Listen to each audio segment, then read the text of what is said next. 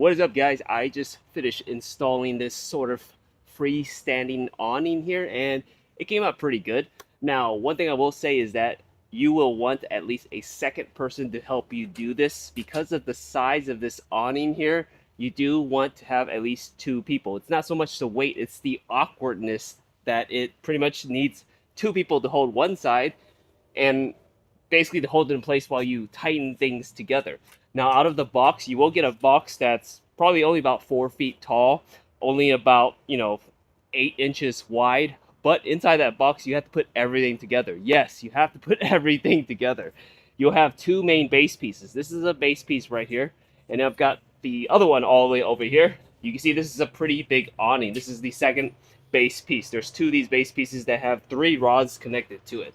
And this is sort of the main component because this is adjustable between 86 and 122 inches tall. If you take a look all the way up there at the very top, it's touching the eave of my roof right there. So I have this one pretty maxed out. When you're installing this, you want to kind of measure it, pull it up as high as you can, and you'll take a look at these notches over here. You'll pull it up as high as you can, and then whatever hole that it's on, you want to put it on the one right beneath it. And from there, once you put the screw in between on, at the bottom, this is your adjusting piece right over here. This is the piece that you will adjust all the way up to your eave or whatever it is you're attaching it under. Now, one thing about this is when you're doing this, how you want to do this is you pull the bottom base piece down and then you tighten the top piece. That's how you get it to kind of tighten into place. So keep that in mind. Pull the bottom piece down and tighten this piece to make it go up and tighten against the eave. So keep that in mind. You'll do that for both sides here. Out of box, the actual roof, this material right here, really nice. It's supposed to be waterproof, weatherproof, and it looks really nice. When you're sliding it into the main bar at the very top, that round piece, this is a metal bar that will have a slit in it.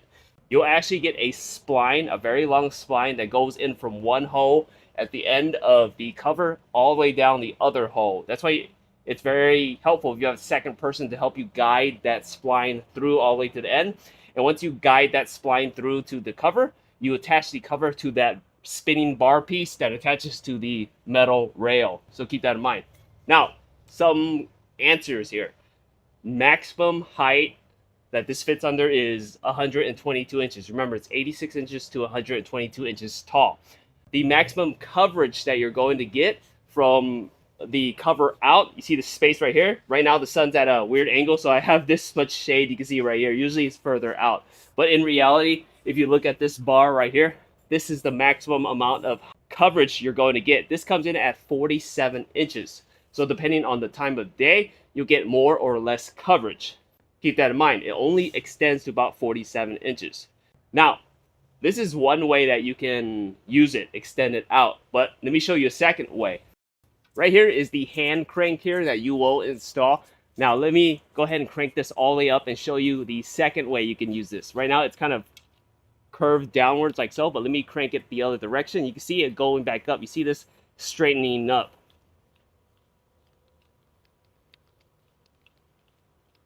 Now, once it gets to about a sort of 45-degree angle where it's straight like so, you can see it's straight just like this. If you look right up, it's going straight across the roof there. So this is the second way to use it, but you'll get less coverage.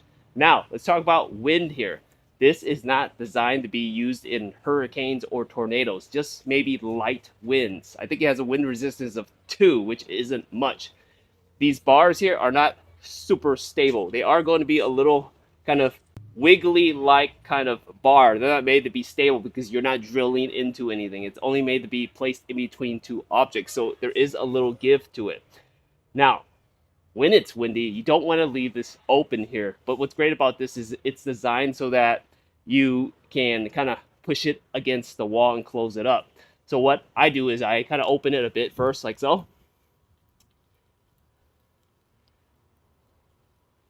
Just like here. And what you do is there's 2 of these arms here, and what it's designed to do is these little knobs here, you'll loosen it up here. I'll loosen it up and it will basically allow you to slide it down like so, and then it goes all the way down that direction. From here, the second bar, you'll do the same thing. Loosen it up. I'm going to loosen this knob here.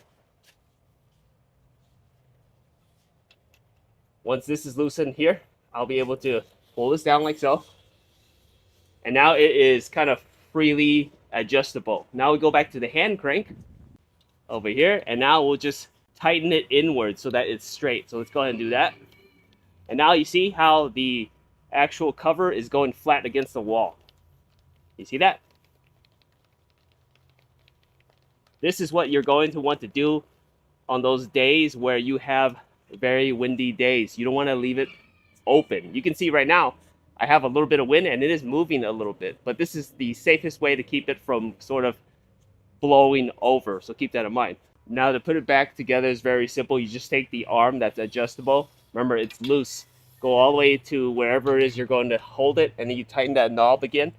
I have this knob right here on the side. This knob right here, you're tightening here for one arm. Repeat for the second arm over here. Just like that, and you can leave it just like this, or you can extend it out the other direction. Overall, if you're looking for a very simple to install awning, it does require 2 people to make the job easy. It's freestanding, so it's not made to be drilled into the wall. That's what makes it great. You can pretty much put it in between 2 surfaces, the floor and the roof. This is a very good choice. Definitely an awning here, I recommend. We hope this review helps.